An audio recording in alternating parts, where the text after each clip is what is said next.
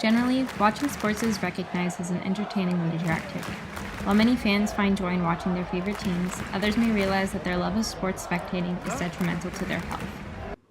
This begs the question, are fans aware of the psychological and physiological consequences from watching sports?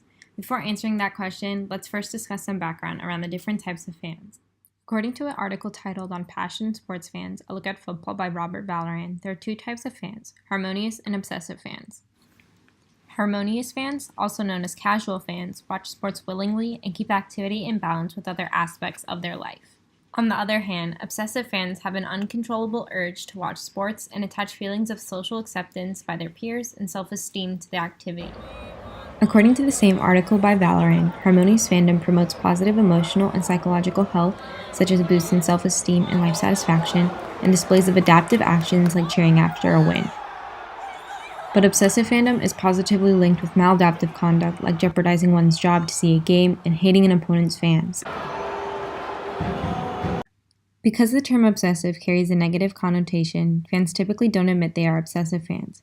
In a survey I conducted of 21 sports fans, I noticed that while individuals express maladaptive behaviors common to obsessive fans, only 19% self-identified themselves as such.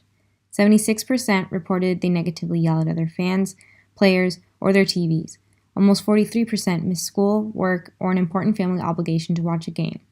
Almost 43% cried sad tears during a game, and 71% felt stressed and angry while watching a game, all of which are pretty high percentages of maladaptive behaviors.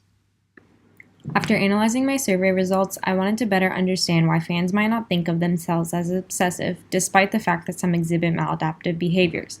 To find some answers, I decided to talk to Dr. Andrew Ishak, a communication professor at Santa Clara University who teaches a class titled Communication in Sport.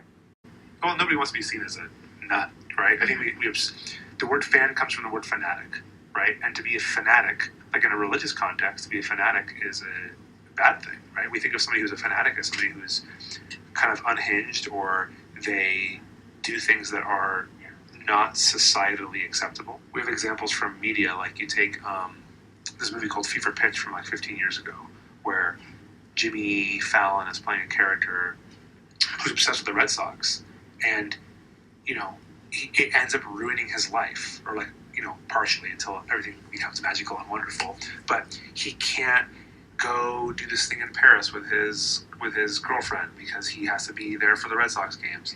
And so kind of being fanatical means that you put sports above other things that we should value, like family time or financial things, right? Like I got to pay for my child's braces, and we end up buying tickets instead. I think that's why people don't want to be seen as fanatical, because you're seen as having your value system out of order. After talking to Dr. Ishak, it was clear that fans who don't recognize their obsessive spectating tendencies may be hurting their health, as their lack of self-awareness may result in negative physiological consequences that are ignored.